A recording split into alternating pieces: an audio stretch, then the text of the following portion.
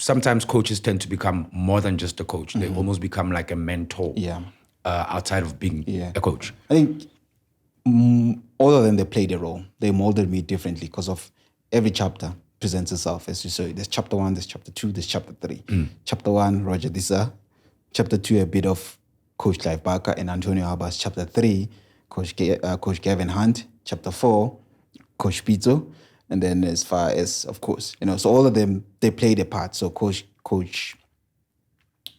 Roger Desai gave me the platform. He gave me the platform to be free. Just be you, Of course, Coach Clive Barker won 1996, coached the likes of Dr. Kumalo, Shuz Musheu, McFish, that era, that one that, I have to feed from them. So for me, it was more about how can I learn from these guys? How can I be a sponge? How can I absorb these guys? Because all of them, they're great. They're great in their areas and they've done exceptionally well. So for me, it was just a matter of, that energy of how can I take from these coaches? How can I be better? And I've been better with all of them, I must say. And they gave me each and every tool that I needed to do. All of them, they were father to me. All of them, that's the most important thing of being a manager.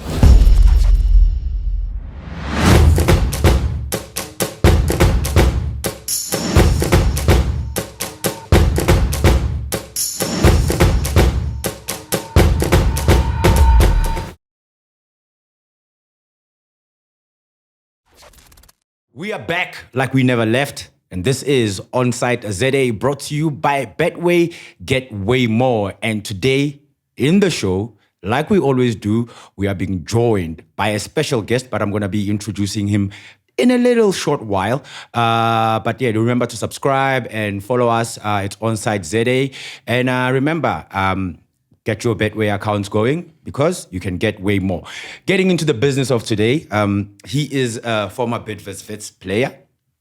He is a former Mamelodi Sundowns player, very decorated. He's won league titles. He's won domestic cup competitions.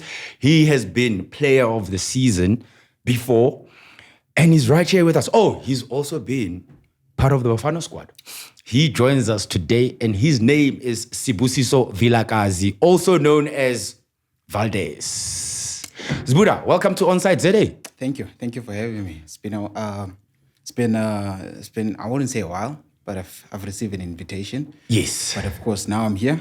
And let's rock, man. That's all that matters. That's all that matters. I was actually very intrigued.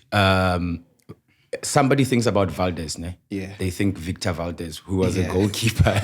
Yeah. But you were scoring the goals and your nickname is Valdez. Yeah. How did that come about? Like, okay, as Buddha, we are going to nickname you Valdez, as opposed to Villa, because if you look at it, Villa was a goal scorer for Barcelona. Yeah. Actually, now I think you've broken it in 3 different personalities. There's a goalkeeper, that's Victor Valdez, and then there's David Villa, the scorer that played for Barcelona and, of course, represented Spain. And then you have Villa. I think now thinking about it, Coach Gavin Hunt, instead of calling the full surname VILAKAZI, decided to say Villa, to make it shorter. He didn't want to use the whole surname VILAKAZI. It felt like he's using it too long. Yeah. So he said Villa just to make it, shorter. And then Valdez came from, I think maybe we should have brought maybe Baba Mteto, Okay. So because he's the commentator. Yes. He came up with the name, and the story about me being called Valdez, I don't know much of it, but then I know for sure he knows the story more, and then he felt like I played like Valdez because I'm sure there was someone called Valdez. So the name came from that. And then, Valdez is coming. It just, it means, I feel when he says Valdez is coming, it means inyaga-nyaga, yamushagal. You get what I'm saying? So, it came from that. I mean, as I say, different personality. Valdez, the goalkeeper at Barcelona, the scorer. I don't know how, but once upon a time I was a goalkeeper, so maybe it started to come, in line with everything, in line with my path at my career that I went through as a young player, and then even coming up. But Coach Gavin Villa made it short from VILAKAZI.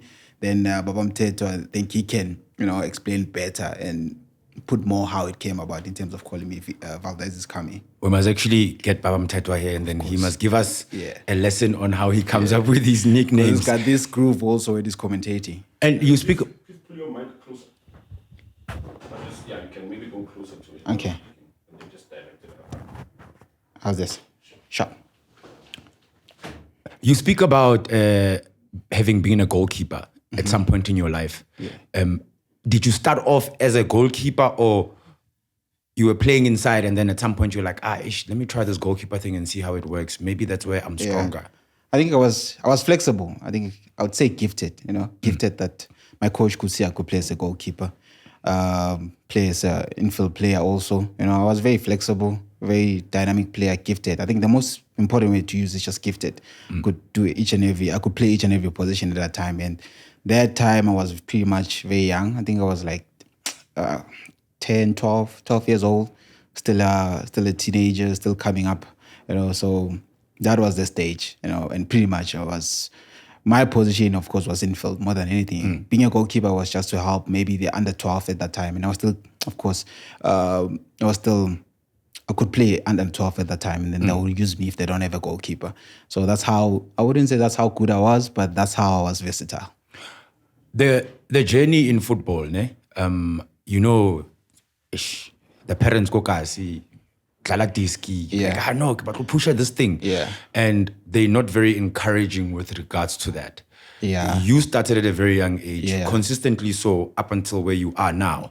Yeah. How easy was it to go to the parents and say, no, this is what I'm going to do? Yeah. I think it wasn't a decision. I think it was just from me loving the game. And I just saw Ikasi, my brothers will play Stratin, and then I'll be like watching, and then from then it just grew with me. It wasn't a decision whereby I would say, Mom, can I go play? I just saw from my brothers playing the game, and then I just fell in love with it. And from then I never got permission from my parents to play football. I just took it upon myself, and then I said, man, let me just play. And then I was playing, started to make noise. Guys from where I grew up started to see that there's something about this young boy that's coming up. And funny enough, I used to play with like older people, like my brother. I used to play with his age group. And mind you, I was still very young. And then that's when it happened. Like you could see like this boy can play football. I can play guys. Like, sticks in one ball, Estradine, barefooted. I think the most beautiful thing about it is just playing Estradine barefooted, Until the lights come on and the sun comes out, Yeah. the sun comes down. And then, of course, we're going to use those street lights, Yeah. Estradine, that will give us that lighting. And then we carry on until, of course, there's no energy. And then it's time to go back home and, of course, take care of other things, which is pretty much, look to the new day, of course, going to school. But then I think that was the most beautiful part of it. Playing the game without even having boundaries and stuff like that until. And that for me was the beautiful part. And that's why I shoot like barefooted, Stratino, Kabe Pansi, Skumba Sakos Pume, but you still continue because you love the game. And thinking about it now, it's like, I didn't get permission from my parents. I just they had to follow. They had to follow because of I was making like noise from the neighbors. But this boy can play, this boy can play. Hopefully he can continue. And at that time, Nakwana, I didn't see it as a career because how we grew up. We grew up, of course, our parents emphasizing the fact of education, which is very important, I must say, very crucial.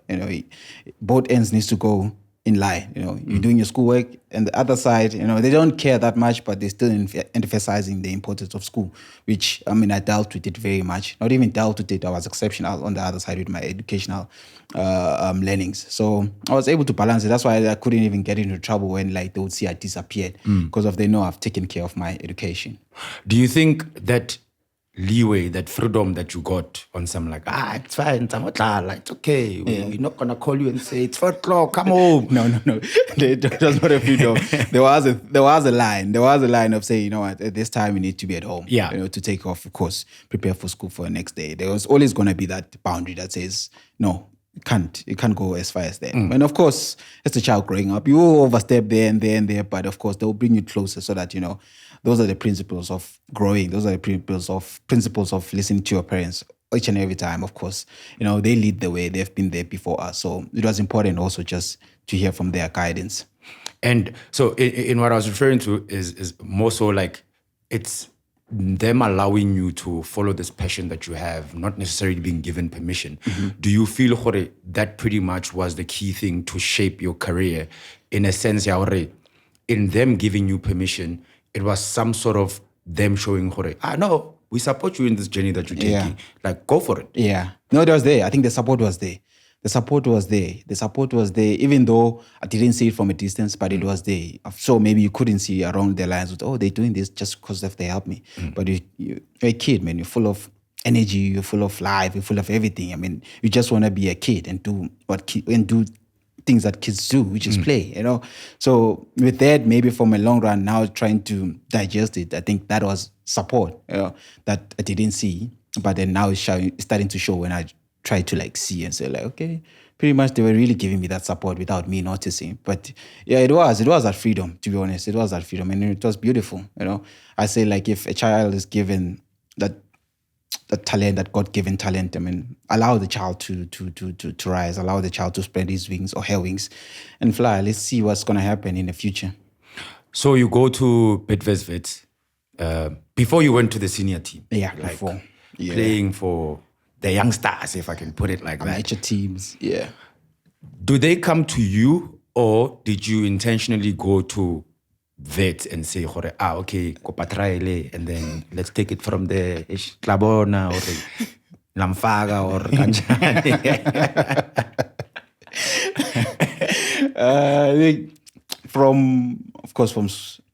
From Midlands, grew up in Midlands. Yeah. Of course, played for Midlands, Chelsea, amateur teams. From then, I grew from there. So it was more for an academy, you know, in a way, because they had all the age groups under 12, and then I went through all of them. Then came a point whereby we didn't have means, and then when we didn't have means anymore, then I moved on to PJ Stars. Yeah, PJ Stars had means, of course. I mean, I'm sure you'll be aware of PJ Stars back in the days whereby one Vela promoted to the league, and then whatever, and then fast forward everything, played there, and then of course then that disappeared, and then that. When it disappeared, it was, I think, 2006, 2007, when I did my matric. I think 2006 became a dry area for me when I'm starting to figure out what comes next now in terms of life, education, and everything like that. But then within that, it was a tournament, Midlands, which was Amahlobo. Amahlobo gave me their platform now to play there because of now, it brought attention because of they knew there are certain players that they've played there and then went to the PSL and they've been scouted there. Then I was in that phase of playing for Mahlobo. Then I played a guy called Jack. Was a kid manager there at Vets. Saw me playing there, doing my things. So like, umfanumnan, you know, umfanumnan. And back then, growing up, I was called with a certain name called, I won't say now. Name starts with a Z. You can try and figure out the names names that were used by Z. And then that boy is good. What's his name? Z. Then Z. Okay. I mean, there are trials like Vets. Come along. And at that time, Vets were looking for players for development, I think, reserve team. So they were in a critical place whereby they were losing their status. So they needed to beef up the team to help contain the status. Yeah. Pretty much, I went there. Of course, there were trials. Yes. Went in Lapayana, okay, fine.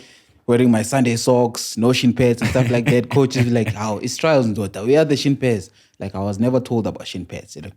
And I was like, okay, Afagana machine is boy, you know. Anyway, that's boy. Yeah. You know, you can see like there's a bit of Asuk boy. Afagana machine players not prepared. For us, it doesn't look like a player. Yeah, Uncle serious. All right. Get inside. Everything just went according. Like Mfana Long and a machine pass, that's the person that was able to stand out pretty much. Never took I didn't even take 3 minutes on the field. It was like, Mfana Shalapi, come here. Midlands, come here, I think you're good enough. Took, I think, 5 minutes to be recognized. And then from then, I said, come back the next day. The next day I come back, I trained with these guys. They signed me up with the team.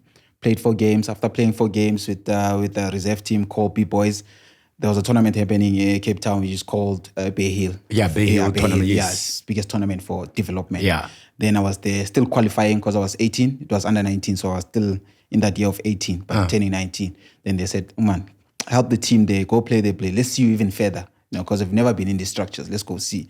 Then I went there, captained the team without knowing the guys. Said, Nile Ampel Mfana, this is our boy. I captained the guys, went to semi-final, lost to Sundowns.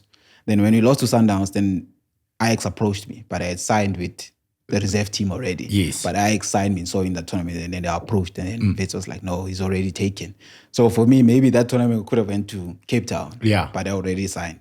So from that tournament, there was like, no, signature on. Thumbs up, we're happy with you, promoted to first team. That's how I got into Bidvest Vets. How many offers have you rejected in your career from teams, either locally, internationally? Rejected, I wouldn't say it's the Not way. rejected, but saying, okay, how many offers did you say, thank you, but no thank you? Honestly, none. Honestly, none. Honestly speaking, none. Like, I've never had like offers that I said no, thank you. Not. I've never.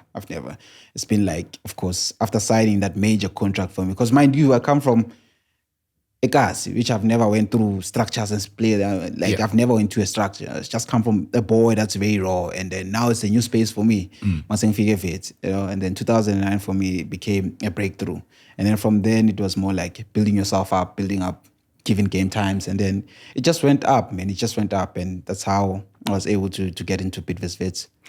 That first season at Wits should have been 2008, 2009. Yeah. 2009. Gavin had not arrived there yet. Who was the coach at the time? Roger. Roger Desai, Yeah, Roger. yes. You get into the first team at a tender age of 19. Beautiful. Beautiful. Did you feel the pressure, or was it a case of, my chances arrived? Yeah, now still a child. I mean, I'm still a kid.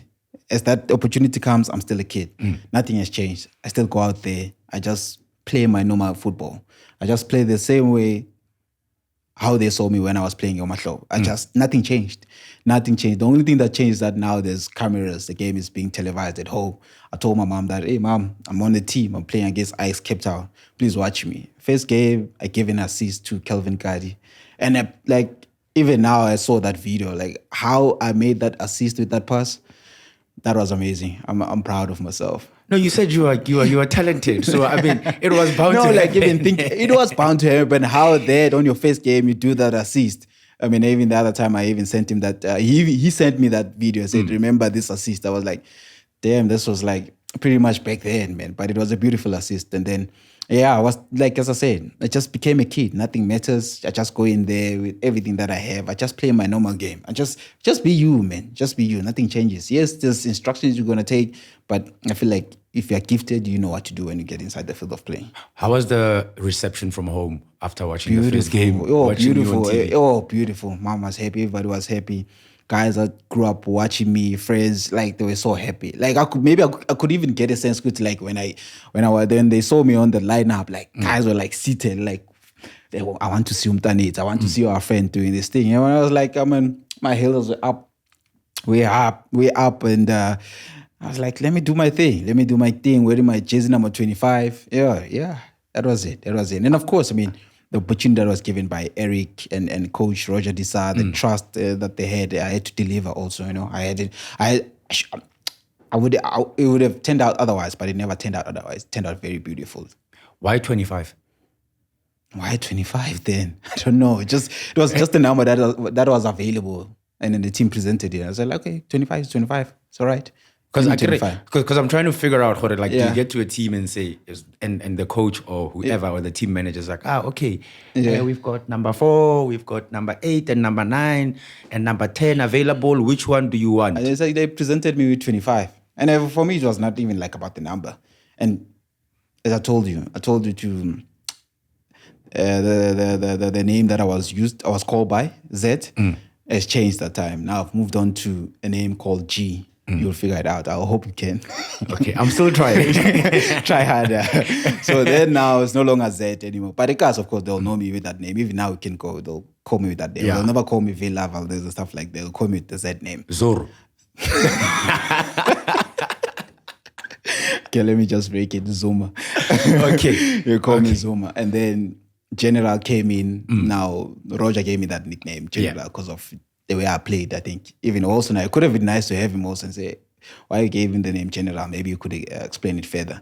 Then General came in, they gave me 25. And then for me, as a number was not, the jersey number thing was not a big thing for me. It was like the opportunity, that was the big thing for me. The jersey number, you just make it for yourself and what you do inside the field of play. But as time goes by, do you then make the jersey number a little bit more important and meaningful? Like, say you wear number 9 because Ronaldo from Brazil wears number 9, or you want 7 because Portugal Ronaldo 10. I'm still not taken by because of maybe back then Zidane, maybe back then your Ronaldo. Back then, no, I'm still not taken by because he wears that number. I'm gonna wear that number now. I'm still like I'm me, like I'm me. I'm still wearing 25. Next season came in, I still used 25. Next season came in, I was still using 25, and then the team decided to give me 10. Yeah. Did you grow up looking up to a footballer specifically on some like, Otie Imnati, Ronaldo, or like you mentioned, Zidane, Bo Pelo, Bo Mang Mang? Yeah. Or was it like, nah, I'm me, so rather people look up to me, I'm not gonna look up to anybody. I think, I'd be lying if I said like I was like, no, I'm me. Like I don't look up to anybody. I'd be lying. I think I remember at some stage I even wrote the number 5 growing up, thinking that I'm Zidane. And then time went by, of course, generations started to happen. Iniesta came into the picture. R9 also, as I say, I was flexible. When I was playing as a striker, I would feel like, maybe I feel like I'm Ronaldo. R9, the one from Brazil, when he had that haircut, famous haircut at the World Cup. 2002, yes. And pretty much, I'll even go to guys that are winning Ballon d'Ors because I feel like, that's the last accolade that you could ever win as a footballer. And I've always dreamt of it. I say one day, I'll be able to, if I can hold that accolade of winning a Ballon d'Or for me, then it means, I'm the greatest player that has ever lived, in Africa or in Europe or in the world. I've always strived for that. So those guys, your Ronaldo, your Andre Pirlo, very soft on the ball, very quiet, your Kaká, those are guys I would like, watch them play. And then, of course, I try to pick 1 or 2 things from them because I envy the greatness that they do. So I'd always look at those guys. But I still remain me. It's just that I envy what they do and pick up this and that. Maybe I could put it in my game, and then maybe my game will be taken to the next level. Gavin Hunt comes in at Bidvest. Did you know of Gavin Hunt's work or his coaching style, or it was just this guy who walked into the dressing room first time? He's like, this is your new coach. And you're like... Okay. No ways. We were like, Gavin Hunt is coming. And Clive had left that time. Yeah. Clive Barker, because he came in for a short period. We were like, Coach Gavin is coming. Coach Gavin has won back-to-back titles, premiership titles. I gotta roll up my sleeves. I gotta up my game. Coach Gavin is coming. Definitely is coming in to help the team. Definitely is coming in to help us as players. So I gotta roll up my sleeves, Gotta roll up my sleeve. Gotta up my game a bit because I have impressed. I have to show him that, I've got this thing to help you, to help the team take it to the next level. So it's a matter of upping up my game. And surprisingly, Coach Gavin comes in, gives me the arm belt. I was like, okay, let's do this. Let me lead the team. Let us lead the team. Let's see how far we can take this team and change, of course, the honors that the team hasn't received up to this far. Let's just change it. Let's see. What was it like? Because obviously there's a lot of stadiums. You've played in pretty much all the stadiums in this country that you can play in. From Royal Bafokeng, Moses Mabhida, Pitamokaba, you mentioned all of them. But the Bidvest Stadium was a different beast because of how small it is. What was the atmosphere like when you walk into the stadium and you're about to play a game, whether you're playing Chiefs or Sundowns or Pirates or whoever? What was it like walking into that stadium versus maybe walking into a Moses or a FNB? I think we just created something else there in terms of how the students will come in on a Friday, on a Saturday, especially evening games. And how they would make it a jam, how they would make it very difficult for teams. They come there, it's so congested, it's so loud. And we just made it like our own stadium whereby nothing comes out here. And we knew that if we come into Bidvest with that support, it was so beautiful because of then, kids would love our football. Kids would come in and say, we want to watch Bidvest play. And it was beautiful because we were getting results. And as we started to get results, it started to be more full. And we started to have a full capacity, even if we don't play a big team at the time. Even if it's a small team, but those kids gave in a good vibe for us. And that hyped us up, to be honest. It hyped us up to play better, to win games, to give in a good mentality, because we knew when you come into Veg, for sure, man, you're not coming in with, you're not going to go out there with the win. You're going to come in there, you're going to get a fight from us, you're going to get everything that we put, and we put everything. And what I liked about Coach Gav, the mentality that he brought in that time, it was very good, being aggressive, always looking ahead, always wanted more. I think there was a phase whereby I scored a hat-trick, and the guy was like, for me, you just play poor. You? Yeah, I was like, for me, just played poor. I was like, I just scored a hat-trick. It's like, show me a game.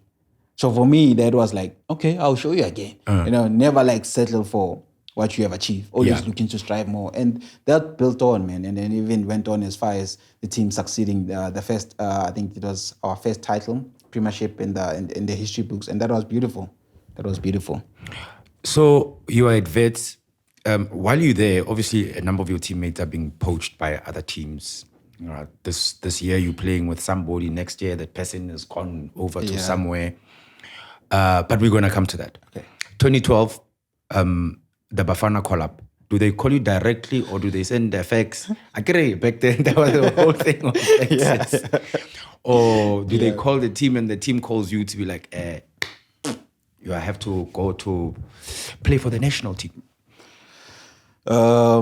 Communication is received by the office. And of course, the coach would have received that. He comes in and tells me, you've been called up for the national team 10 to 12. And that time it was coach Gordon Engelson. Yes. For me, that was like another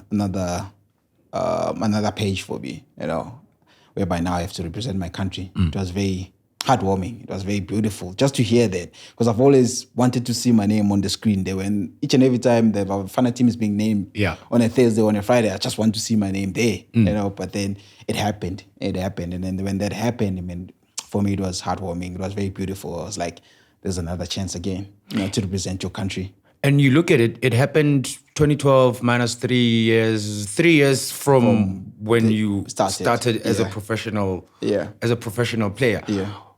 When you played your first game, were you not scared? Because the badge say Bidvest does not.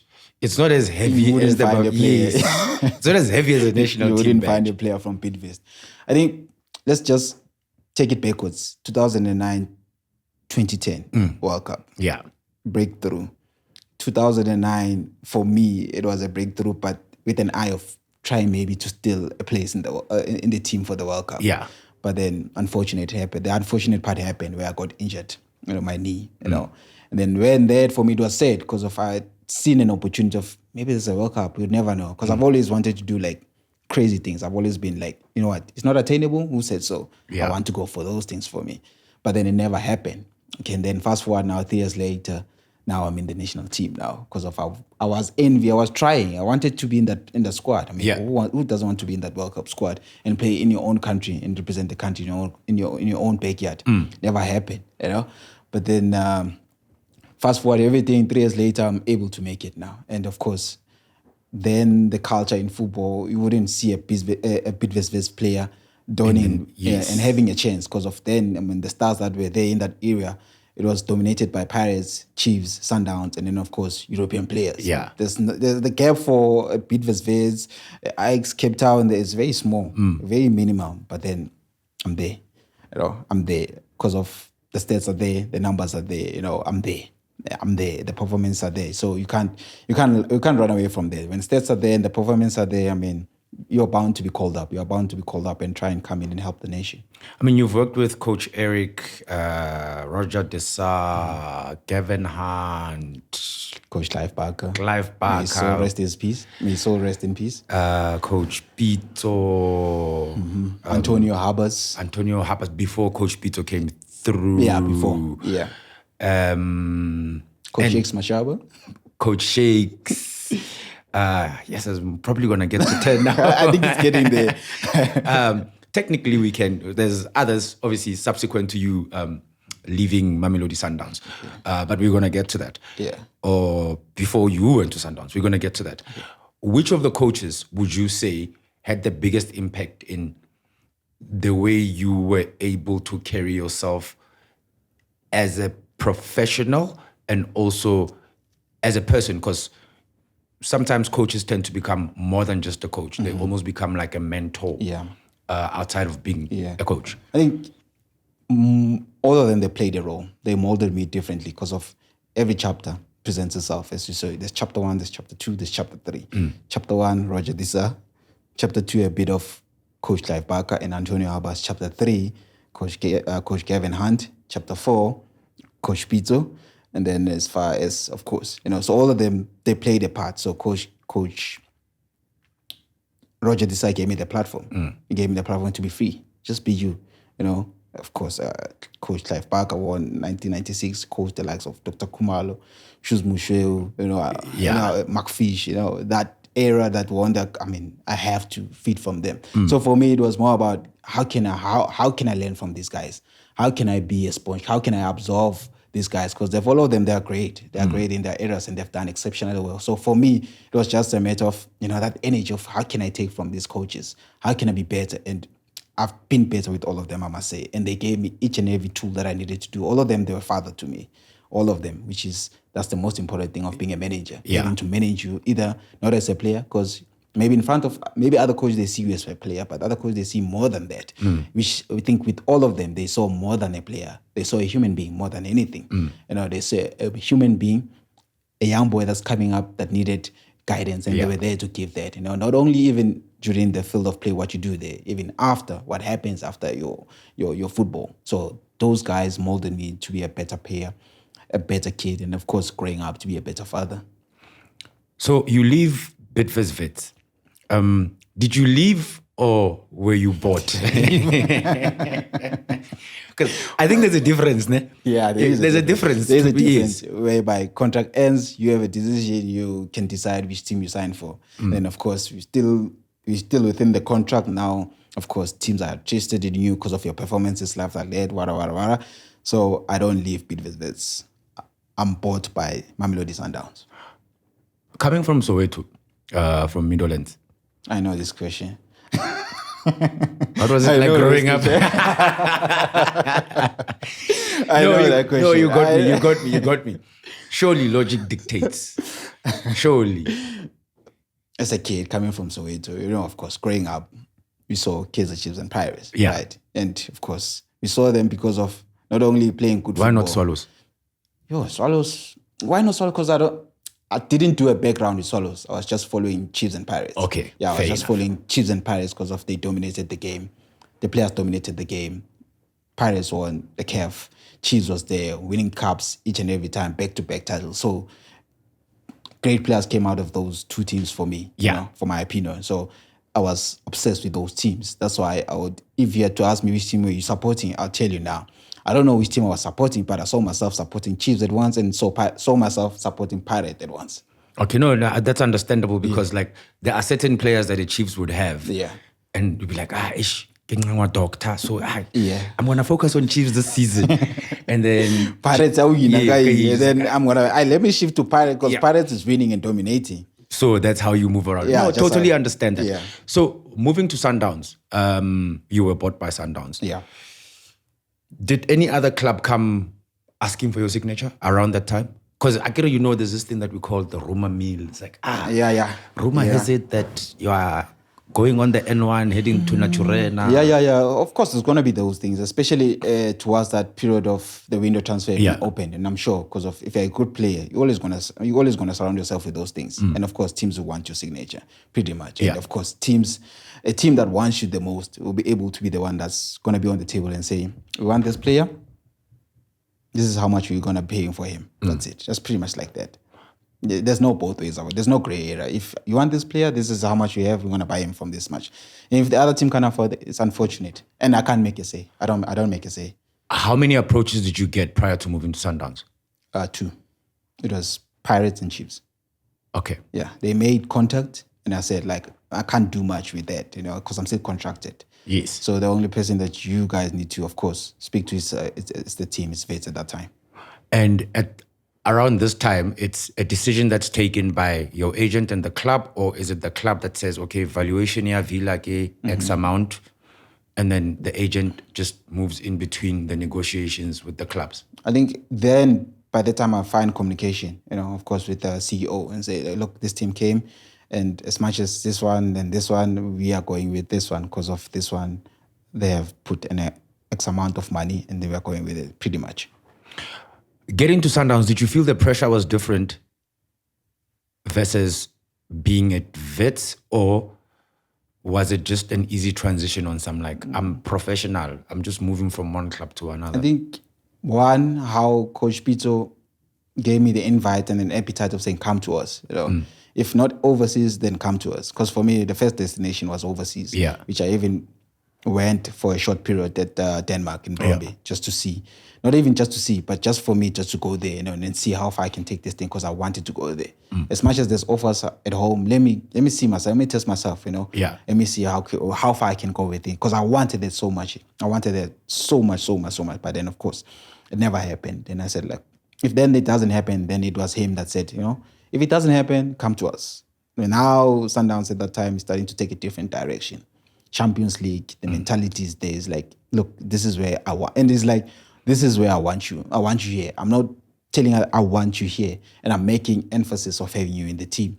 And I know you're going to help us. I think for me, the most important word that he uses is come and help us.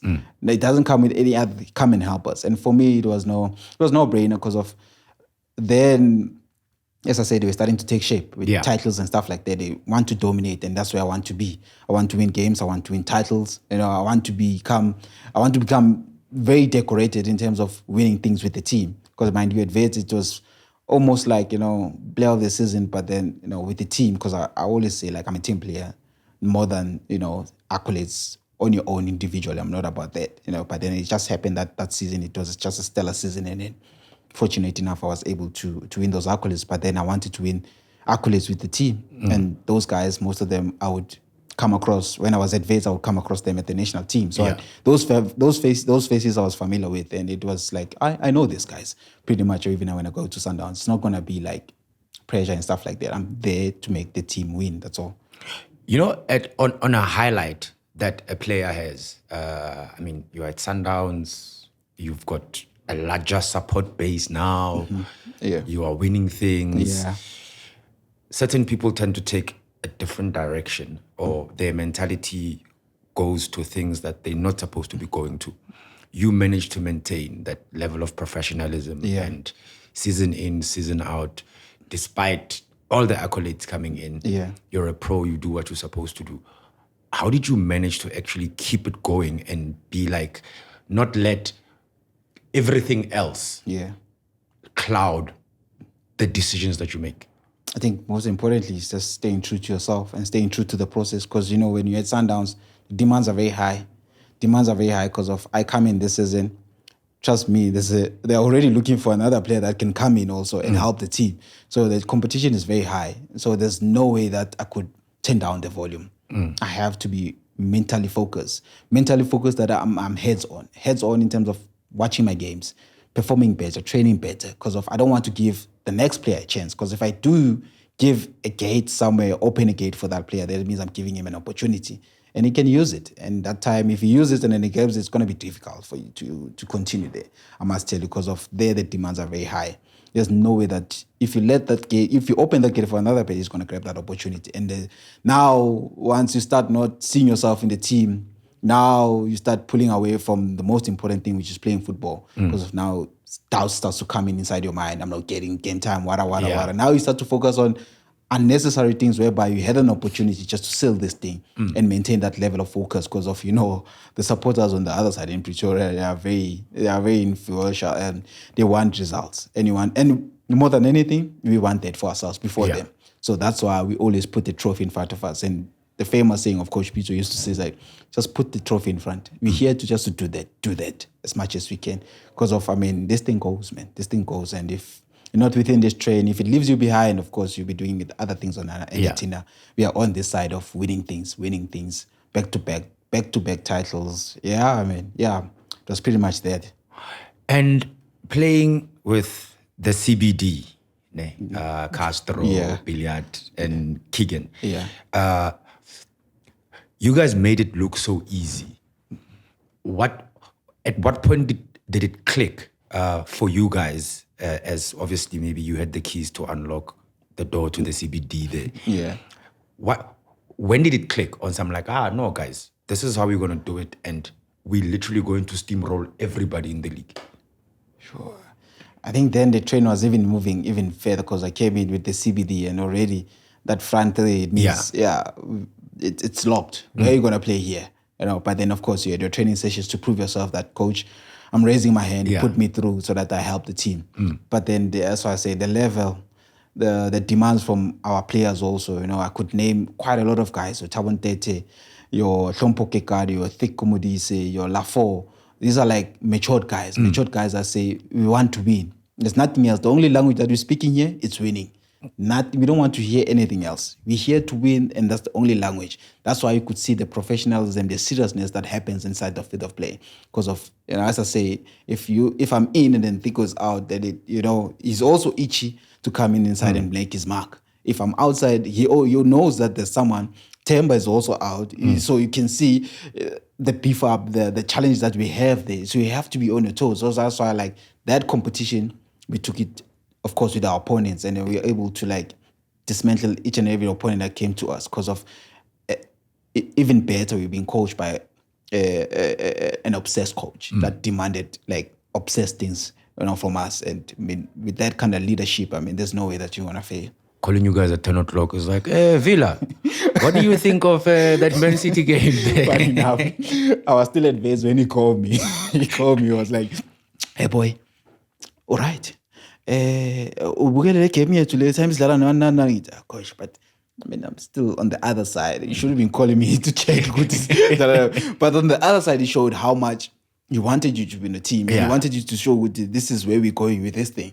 So buy into it. As much as I'm telling you I want you, but look into it, So he's that kind of coach. I'll be like, we are Jima boy. I'm like, I coach, I got this. We're on the same side. So he's that kind of coach that demanded, obsessed. It was one time we even spoke about a game of basketball.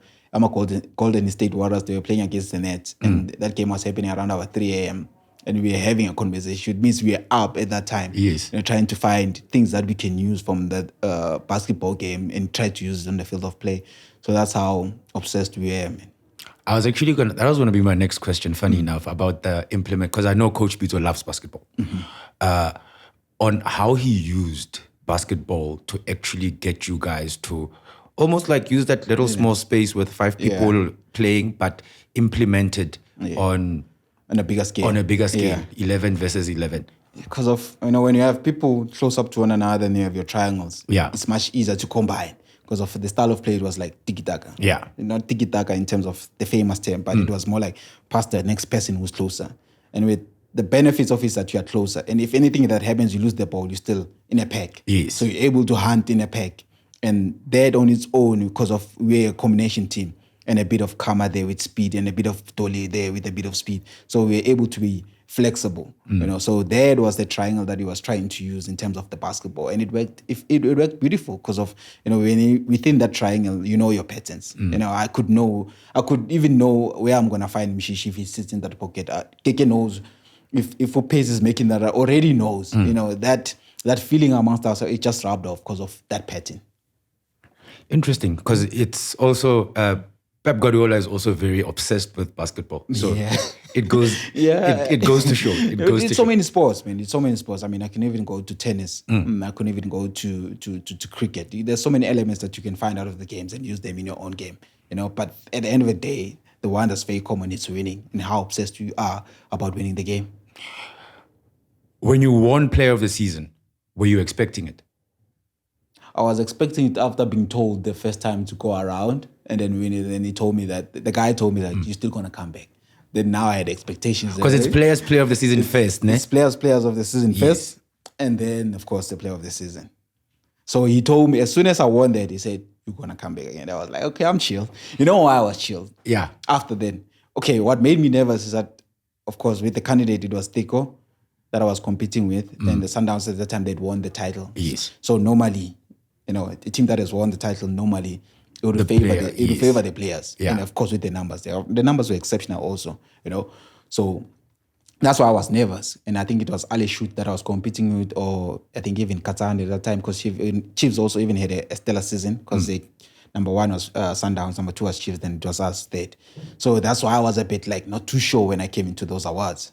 And then as soon as he called me as players, I was like, my heart was pumping. It's like, my name being called with these candidates. And of course, Tico has a good history of being a Player of the Season twice, and nobody has done it. I think with the information that I've captured, nobody's done it back to back. And I was up against him. I was like, hey, maybe he's gonna do a Messi thing.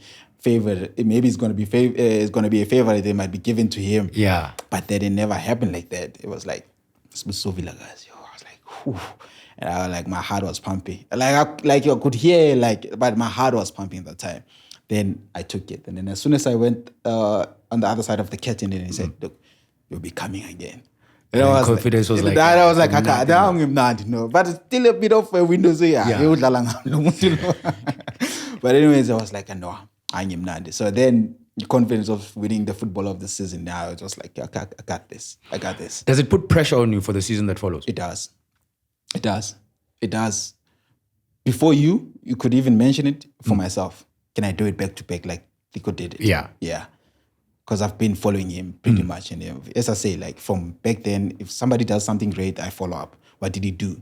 So I was like, can I do it twice also, maybe 3 times? So you envy the good things. You envy guys that do it because of it's built within me to envy the right things. So obviously you would have gone through this. I call it a breakup, but it's not necessarily a breakup. Yeah. Roger left Vets, obviously. Yeah. Clive came. Yeah. He left. And then you left. Yeah. When Coach Pito left Sundowns, Yeah. did you feel like, are we still going to keep doing what we're doing? Not really. To be honest, not really. Because of, yes, then the back-to-back titles had happened, continuously. But the team doesn't change that much. Yeah. Yes, of course, the coach would leave, but the puzzle is still there. The bigger puzzle, of course, the players. We just need somebody that believes in the role of how can I steer the ship the same way. You're not changing much. You just, maybe you're going to try and give in a different drive, a different personality, add in a few players. But the attitude in terms of the demands from the team, not only the coach, but the demands from the chairman. Yeah. From the chairman, what he wants as Mamelodi, it doesn't change. So that's why I say the ship won't shake a bit. It won't even shake because the demand starts from the top. And then, of course, it will wrap down from the coaching staff and then, of course, the players. What was it like working with Coach Mangoba and Rulani? Sure. Geniuses, pretty much geniuses. Coaches that are very quiet but have a lot of wisdom. When they speak, then there's detail that you need to understand that's going to come out there. Now your ears have to be very bigger and open wide so that you receive that information. Very wise coaches. I always enjoyed a conversation with them, especially tactically and what happens inside the field of play and how can I improve in terms of listening to them and guiding me. Exceptional. Geniuses. That's what I'm saying. Very quiet, but now when they have to be vocal and take out those words inside their brains, beautiful. So the time by the time you left Sundowns, did you know you were going to leave or suspect you were going to leave, or it came as a surprise? It never came as a surprise because I did approach Coach Rulani at the time. I did even approach Coach Rulani, Coach Mangoba, and I felt at that time because I was coming from a rehab. I came from my knee. Yes. So it was, now I have to build myself again. And of course, as I say, there are players that are going to be coming. Can't wait for one person to recover and then come in and play. Then I felt like the game time that I wanted to have, I'm not going to get it. Yeah. It's a conversation. And say, look, I think it's time for me just to go find game time somewhere else. I think I've played my part, which is, of course, help where I can help, which is the most important thing. As I said, as soon as I landed there, it was more about playing your part. How can you best help the team win titles? And then when the time came for me to make a decision and approach them and say, look, I think it's time for me to get game time somewhere else, and get myself back again because of, after having recovered from a knee injury, you need game time. You need to find your rhythm again. And I needed to go find that game time somewhere else. Was it a frustrating period during that knee injury? Yeah, it was. It was because of the team kept on winning. Because I say, there's an envy side that's built inside of you. Yeah. The jealous part of it. But understand, that it's not the jealous part of saying, as in fun, I'm tiny for. It's the jealous part of saying, I want to be there also on that field, helping you guys. It's just that it's unfortunate at the moment that it's only temporary. I'm outside and fixing myself to be in a better shape to help the team. I was very frustrated. Frustrated that I wanted to be there and win things with the guys. When you're going through that, the support structures that you get, it's obviously from the team itself, from family members. Yes. Were they there to be like, no, Skawara, you'll be back. You'll be back. I think then I've grown very matured enough. You know, my partner was there, to be honest, because of, when I come back to her and my daughter. Yeah. So those are the two immediate people that I'll come across. And of course, her being able to, you can imagine also for her, because as I say, it's frustrating. And then there'll be times whereby when I come back home, it's frustrating for me. This thing is not happening too soon. And now I need to, let it out. And it's sometimes very difficult for her to understand also, and try to engage the same feelings that I have. But then she has to take it in sometimes, which is it's not the sad part, but it comes with the game, and the support that you receive. And of course, your extended parents will be there, coming to check you up and stuff like that. But the support system has always been there. It's just that, of course, as a player myself, of course, I wanted it to happen quicker. But with life, it's a process. One day at a time, one step at a time. So you leave Sundowns. Did you decide, I'm going back to the question again. Did you decide to go to Galaxy, or did Galaxy come for you? Were there other offers that you said, let me do Galaxy because maybe Cape Town City might have come through. Yeah. That means that you have to now pack up. I think Galaxy came. Galaxy came. There were no other options that I could have engaged myself into. Yeah. Galaxy came, and when it came, as I said, it was more for me to get game time. I hadn't thought it through and through that do I want to be there fully in terms of this, how they are being structured, in terms of how do they handle things and stuff like that. I don't know, until you're inside, then that's when you're able to find out. How was life at Galaxy? Life in terms of football, or life in terms of now Villa becoming a father? We're going to get to the father part. All Yes. right. Football.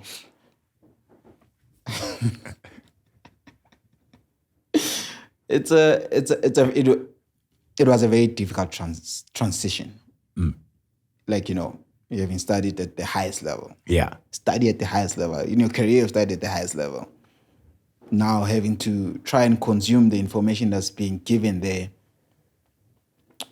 It's about what do you take and what don't you take, for me, pretty much. So I'd say for me, the information that I was receiving, it wasn't really helping me. That's why I was able to decide and say, take this and then don't take this in terms of football. So the information that I was there, it was honestly, I've been at the highest level and I was taught this and this. So no. And there's a reason I'm asking this question. Do you feel that there are a lot of foreign coaches who come to our league and want to implement things that don't work, and we've got local coaches who actually can do the job way better? Yes, the numbers do tell that's true, but from somebody who's worked with both. I'd say, I don't want to be favorable, but I'd say give a chance when it's given in terms of the coaches. If the coach is able to do the job exceptionally and has, I wouldn't say the owners and stuff like that, but I'll say if the coach has information and is able to show that, and you see improvement with the players that he's coaching, and of course it's a process, and everything that has a process is done step by step. You know what I'm saying? So if then that allows, give him the job, because of the ease, prove that players are getting developed. We see progress. Players are getting goals. Players are getting this and this and this. So why not? You know what I'm saying? All I'm saying is that it's not about having a certificate that is higher than the other one, but then there's no background of how it came about. Maybe there is, in terms of the people that are being there, having to have went to say, okay, yes, he has done this, and we have a history of those things. Then so be it. But I feel like if anybody that comes in, there should be a different. For an example, Pep comes into England. Pep changes the game in England. Yeah. It was said he was not going to change the game. Yes, that's how I see it. That's how I see it. What was your relationship like with Coach Siad? From the minute he walked in, it was Well, let me say, not from the minute from the minute I heard he's a European coach, I was like, fantastic. yeah. Fantastic. I'm here to learn, especially since he's got those qualifications and experience. Let me absorb. Also, as I've said, like my professionalism towards coaches has always been like, let me absorb how much I can take, you know. And of course, if there's proven things that you have won, I mean, for me, it's exciting. Let me see because of, I mean, maybe then I'll be transitioning to that role and then I've learned from you. So for me, it was like, how can I learn from you? What can I take from you that will help me become a better player? If not, if I transition to be a coach, what more can I learn from you? Yeah, so for me, nothing. Nothing learned, or there was no relationship? Nothing learned. Nothing. The relationship was there. Mind you, like anything that happens, it happens inside the field of play. Yeah. Yeah. Inside the field of play, nothing. Like nix. Nix. So did you feel that, okay, my presence here is literally going to waste? 100%. Because I could usually, like, it's the coach will say whatever they say. Yeah. And you but there's nothing that I'm absorbing here. No, so there's what's the nothing. To be point? honest, there was nothing. That's nothing, to be honest. And I say in a respectful way in terms of what happens in that green grass. Yeah. Interesting. And the reason to leave? The reason to leave, I mean, I think... Also, did you leave? See, we go back to that. Just both parties, man. Both parties felt like, you know what, yeah, it's not working out. As I say, it's like not working out inside the field of play. And if it's not working out because of you saying you have tools and I've never used those tools, then it's something else. But if you're saying to me, yes, I had tools for you, I given everything that you had, and then you just failed, then I'm okay with it. But for me, it was like, okay, you're saying I didn't score? Okay, fine enough. That's your reasoning also, and it's opinion, and I'm okay with it. So be it. Was there some level of intervention from the people that went to say, we want Villa to come to TS? With the chairman, for instance, when you were not given the tools, it's like, there's a hole that you want me to dig here. Where's the spade? I can't dig a hole with my hands. And some level of intervention on something like, okay, can we reach a middle ground? Okay, what do you need? What do you have? Because once I'm in it already. So automatically for me, it's like, okay, I'm in it already. So how can I best improve this situation? Yeah. How can I help the team get numbers? How can I help the team play better? And of course, at the end of the day, it's how can I get the team to climb up the ladder? You know, but then it was never happening in terms of the minutes that I received and the amount of time that I received. You know, and I say it was just life happening at that time. And of course, my daughter happened, which is life in general. And when you're going to go through the ups and downs. And if that happened, it came at the stage whereby like, well, maybe the guy had written me off already, you know. So, well, let me rather focus on my daughter's health more than the game, because of my daughter is more important than the game right now. No, for sure. Yeah. And you spoke about fatherhood earlier on. I'm going to go through that now. I don't know how many times we have left other chapters on the side. We're still going to Yeah, no. We're going to bring it back. Put it on ice. We'll come back to it. We'll see you just now. How did becoming a father change you? It changed so much. It changed so much that then now there's this little beautiful human being, you know, Oguhle. That's my daughter's name. So now she's more important, more than anything. I mean, she's everything for me. And the side of me having to now, how can I best mold this beautiful soul? You know, how can I protect her? How can I make her smile? How can we? Let me say, how can we with my partner? Yes. You know, it's not about I. How can we as my partner? There's no I in team. There's You've not- said that. Yes. Yeah, 100%. So how can we help her? How can we make her smile? How can we better help her health in terms of like looking after her? So that for me, just that switch, it became like now I have to be that superhero dad, you know, looking after both of them, most importantly. Yeah. And not trying to compare being a father / being a professional, be it you're playing football or you are an accountant or whatever it is that you do. But did you almost get to a point whereby, like you said, like she is the most important, Yeah. and rightly so. did you feel like your love for football as the way it was prior to becoming a father, do you feel like there was a shift of the scale in terms of like, it's just the game, there's other more important things? I think I tried to find the balance. I think I did try to find the balance, search myself. But the other one, which was health, because of, as I said, if that is shaken, you can't do much. You can't do anything. Because if she's not okay, I can't train better. There's no way. And if her health is at an extreme level that needs to be taken off, there's nothing I can do. Yeah. That needs attention. I drop everything that I have on this side. Because I tried to, but I couldn't. I just couldn't, because I could see like each and every time this side, it needs me more. It needs me more so that she's okay, she's healthy, she's happy, she's able to smile like any other kid at school. That for me, it was important that I sort that out while going through the other side that demanded me, and it demanded me have told them that this is what's happening on the other side. It just became that feeling. I wouldn't say this became important than the other one. It just became that this needed attention, and any other parent, any other father or mother would have intervened with this thing, regardless.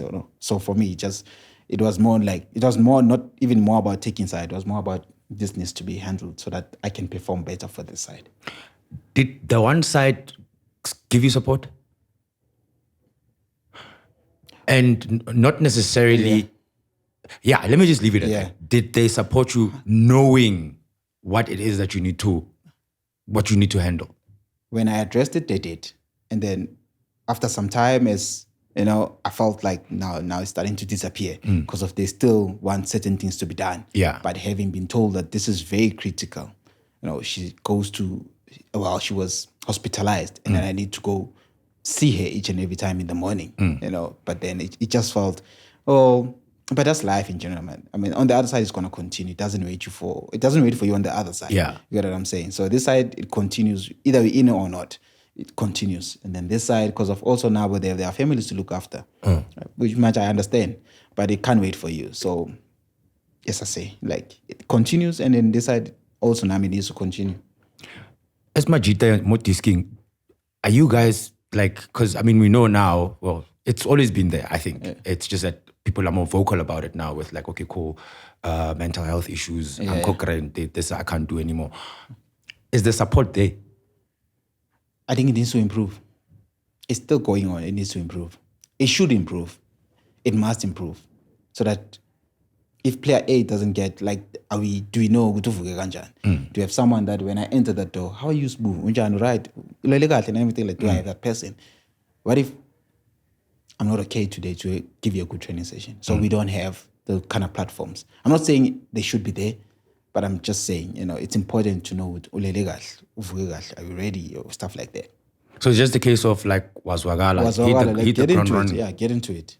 Because I'm thinking, I mean... Because it's debatable. Yeah. As a professional, it's like, I have to be in a good condition to come in and work. Yes. Yeah. I have to. For me, I know that I have to be in a good condition, better condition. I come in, put on my techies, get on to work. Already I've started earlier because I know good well I'm going to work.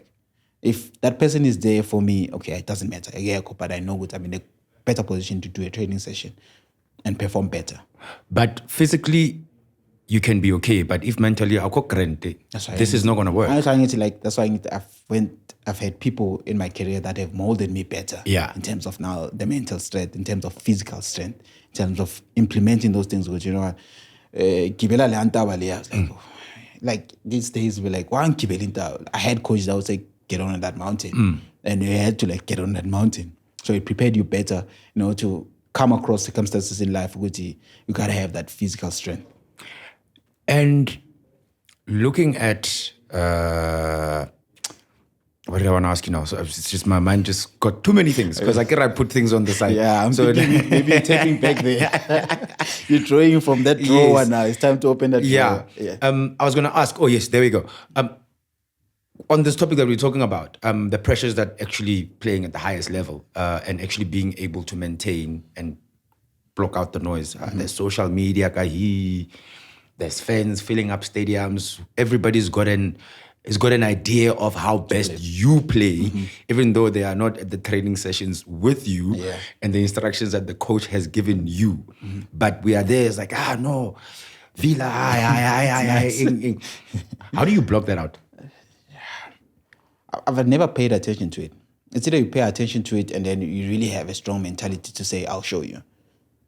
So you avoid newspaper, social media, everything, like, ouda. Like I get because of I'm not there because my expectations are far better than. I'm not saying the next person I don't respect, but I've put myself first. I'm going to put myself. I matter. I matter more than anybody, regardless. It's either good criticism or bad. I criticize myself, good and bad. I'm able to analyze myself. If I was shit, I was shit. I take it upon myself before the next person. So when I'm also feel mute, man, push it aside.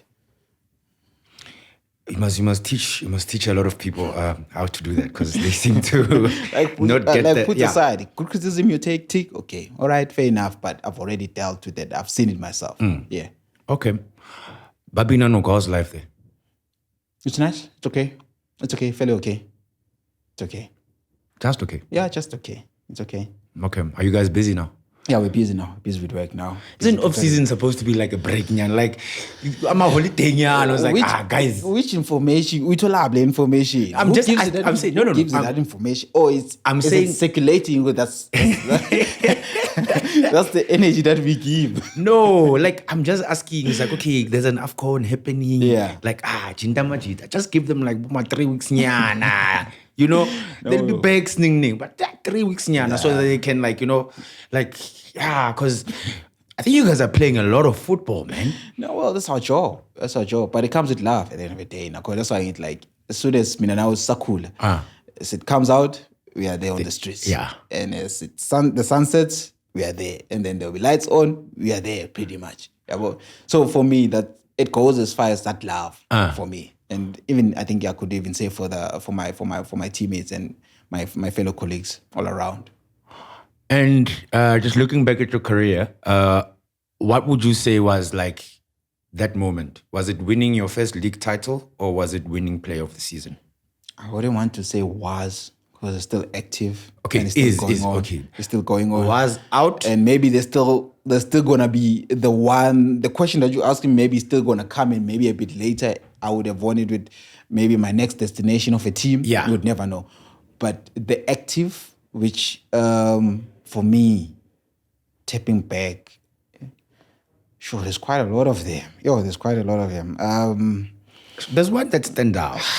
It's like when you've got 2 cars, there's one that you love more than the other. I know, one. but why would you want to take it to cars? Because I love cars. And of course, mang begela this one and this one. I'll be like, for today, I think I want this one. Okay, for today, which one?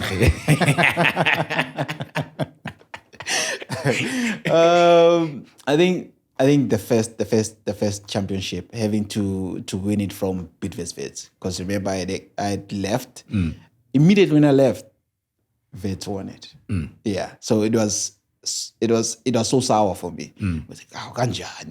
Just when I just left and then the guys lifted up the trophy. When I just left, so it was painful, it was sad, but happy for them. Yeah. With the club's history, because of now it gets a better recognition. It has a bit of substance and a bit of growth. But then now, the next year, when Coach Pijo said, guys, where's our trophy? We need to fetch it, we know where it is. Yeah, we know on Empire Road. Yes. Do you know where's our trophy? Ne? And then we fetched it, and that was like my first Premiership title. Yeah. So that what he said about winning titles at Sundowns, here we leave trophies. Then that was a testimony. The news comes, or a Bidvest Vets is going to be sold. It's not gonna be anymore a club that it literally gave us Valdez. Yeah. And and having known what happened to clubs previously that met that same fate, and now suddenly Vets Ashu gone. Heartbroken. Not for me myself, but people that have been there before, that have made Vets. Your Stanton have been there and they've played good football. I'll tell you now, your Bradley Cannell played there, and these guys have been exceptional in their careers. And your Zayn Musa, Mike Sporomagena, all these legends that have been incredible with what they've done for the team, and they've made vets being recognized, and then of course they've paved the way for us, and then of course we come in also, lift the team. So heartbroken because of it had a bit of that structure in terms of giving the players opportunity, in terms of giving growth to our football. It had structures, good structures, and for me it was very painful because of something that has been there for the longest time. Now it means those students will no longer come to Bidvest to bring that vibe. Yeah. We're no longer going to have that. We're no longer going to have those structures that could even give Pagaman the opportunity to come in and know Pagaman in Matlambi, because if they came through that structures, Lebogang Piri, those structures. You could name quite a few guys. Us becoming footballer of the season, being given that opportunity, to captain the team for 7 seasons. It became sad, man. It became sad for football, more than anything, just for football, because of it had those structures whereby growing up, I craved so much to be in a structure of being under 13, under 15, being trained well, wearing nice stuff, a matrix suit, those are corner, the blue one. The blue ones, shang on my floor, some otherwise, so that side of it, man, it just became sour for me. It became sad, man. It became sad. One question that was in the drawer, I just got it now. Yeah.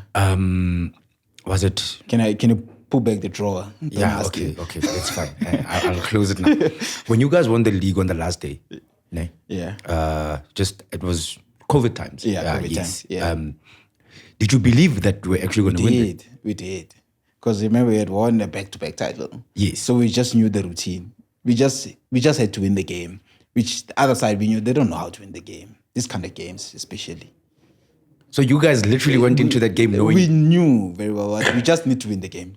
Win the game. That's all we did. It's like how we won it from Paris when they're on the other side. Yes. We just needed to win the game. So they had moved on to the next, the following season. It's like, we know how to win we know how to win the games. So it was a case of Coach Pito saying, guys... You know how to win. Like, we live trophies. We live trophies. So that dropped in. Like, no panic. Just go in there, do the job. Because I was going to ask, were you nervous when I'm like, okay, we need to score maybe 3-4 goals? Yes, of course. There's moments when it happens, Yeah. Looking at the scoreboard, and of course, people now trying to ask, hey, what's happening on the other side? We do find that information. But control what you can control, which is we knew that we had to win the game. Just win the game. Were you getting information of what was happening on the other side? While you guys, obviously, maybe halftime. Yeah, of course. As soon as you start putting goals in, it lifts out even more and say, okay, you haven't scored, that's right, you need to go for more. Yeah. So that we control what we can control. If then fate says that we have scored so many goals and they've won the game, we are happy with ourselves that, we gave it the best shot. But we need to continue to score goals. But knowing what the other side has got, like Bokama, and you still had that faith. We still had that thing because we've got this, not arrogantly. So no, not arrogantly, but of course we've proven what we have done. It's back-to-back titles, so we know how to do these things. Jeez, I wish I had that level of confidence. Yeah, like it, you know what I'm saying? Like if you had like the guys sitting around there, it will feed off like without being arrogant. We're like, we got this because we know that we control what we can control. Vets, Sundowns, TS Galaxy, Bafana Bafana. Where do you think you played your best football?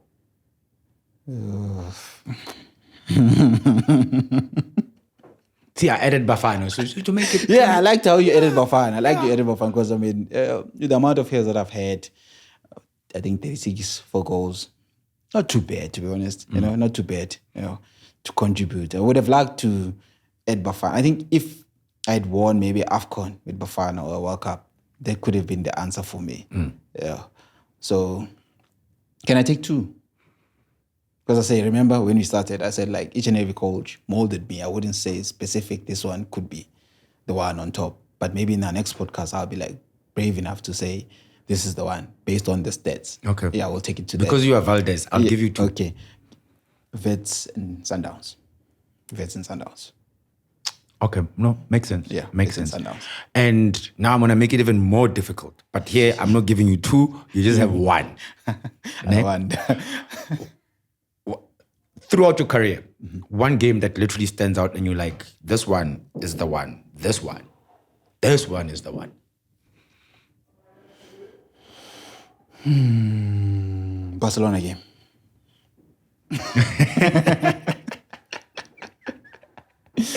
Barcelona game. See, now you're making me go back to the draw No, again. no, you closed the draw.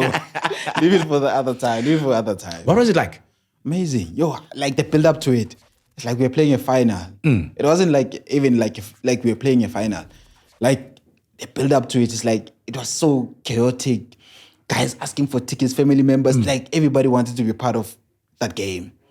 And how even, I don't think even if like, we didn't even have training for that. Like, how do you coach that? How do you coach coming aside that's like world class of players, as I say, like coming against Andre Iniesta? And for me, it was like, yo, I think for me, Andre Iniesta deserved the Ballon d'Or if it wasn't for Messi. But Yeah, I think at some definitely, point, it did deserve a Ballon d'Or. I don't know how it never happened, but it did. That guy We can argue 2010 after Spain won the we World can Cup. argue, Yeah. but it did deserve it, to be honest. For me, he's exceptional, man. And having to now come next to him and like try to see how does it do it? Because I've seen him turning people on the other side and they were at the right position, but they find themselves on the other side. How does it do it? And they're having to come against Busquets, Rakitic, Suarez, Dembele, Roberto. I won't mention Messi because of like guys who even like cheering up for him. Like, guys, I'm here. I just scored. I mean, can you please recognize me? I just scored. But for me, like this guy, I've been using him on PlayStation. Yeah. Like, I've been using Barcelona because of that era, 2010, 2011, 2012, they come out when When came up. Pep When was- Pep came yeah. in, yeah, when he destroyed the game. That was like, you couldn't, like you had to fall in love with football then. So now having to come across and play and like, okay, let's see, how can I go with this guy? Let's test, let's see. And for me, like I was using I was skating on that game. Like, let's see, man, let's see. And I could watch it over and over again. And it went from one end to the other. It was beautiful. And just to see how far we can go, just to come across like guys that we have idolized growing up. But of course, how even Mr. Patrice Motsepe made that game even happen in a short space of time, it was beautiful for us also. Yeah, we had to brave the rain that day. It was beautiful. And it felt like a World Cup final. Yeah. How it was packed, I mean. Yeah, and having to just have those cold nerves, eyes moment, and then having to tuck in that ball. Yo, nice. In closing, question in two parts. First part of it is, how many more years do you think you still have in the legs? And the second part is, you look like a person who is very, I don't want to say calculated, but you plan. Yeah. Post football, Yeah. are the plans already in place, or are you still weighing options? Let me start with this one because it's still fresh in my mind. Plans have already been there as soon as I started having those serious injuries, like my Achilles, your knee. Then the question will start, what comes next for me? Because this thing could end anytime. So that started from then in terms of what comes next. And they've already been placed. It's a matter of activating them, able to activate them and say, now we have a player that has played the game and is very successful on the other side, which is a story that I'd like to, not to show, but to be a testimony and say, you can do it in football. Look at him. He's very successful, and you can see he's very successful. I want to be that reference in our own culture, in our own country, in like having a reference in Europe, And then, pretty much that's that. And then going to number one. The legs, how many years? legs. When I'm born, I'm fine. Like, I'm born, how many can I give? How many can I give? A couple of... Okay. Be sure about your answer. If you still want me on the podcast, be sure about your answer. I'll give you... Okay, minus injuries, ne? Minus injuries. I'll give you to 38 or 39. 38 to 39. I'll take 39. Okay. I'll take 39. Okay, no, it's fine. I'll take we're going to hold you to it. Hold me to and that's minus injuries. Minus injuries. And obviously those you can't control. You can't control. I mean, that happens for a reason. As I say, like, those are like, I mean, it's obstacles that you find in your career. What you do then, I think I was able to become even a better player when I've went through that path, and I became a better player and a better person. So, since we're speaking 39, then it's irrelevant for me to ask you how would you like to be remembered, because what you're gonna do before the end of the season could probably be what we remember you for. Dribble feeling our fail. Could be that. So Yeah. we're not gonna ask that now. Yeah. Because that's still many more chapters that are coming. Yeah. Anyway, yeah. But otherwise, Valdez, thank you very much for being a part of Onside ZA, brought to you by Betway, Get Way More. It was a pleasure. It was such a cool conversation that we just had. No, I enjoyed it, man.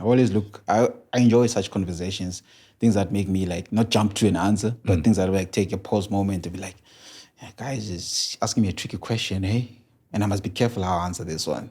So I enjoy such. Each of us have our own dribble. You dribble on the field. I don't know. I'll dribble here.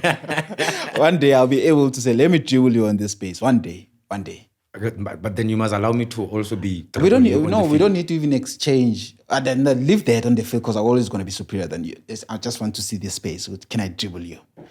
Can I hold it better at the side and be like, finally, give me 5 things. We'll be creative. We'll see. We'll be creative. Okay, now you're always welcome. You're always welcome to come here on Onside ZA and try dribble. Or teach me how to dribble and then I'll. For sure. Ne? For sure. Okay, cool. Sure. That's perfect. But I must say thank you for having me, man. It's been a pleasure. And I must remember that team, Black Aces. I remember Mshishi was playing for it and I was on the other side. It's a story to be told one day. Anyways, but thank you for having me, man. It was nice. If we had to speak about, I want to call them fallen jerseys, we'd probably be here for another 2-3 hours. Sure. But for now, thank you very much for joining us on Onside ZA. And to you, the ballers as well, thank you for joining us. Another exciting episode of Onside ZA brought to you by Betway, Get Way More. We will see you on the flip side. This has been Onside ZA.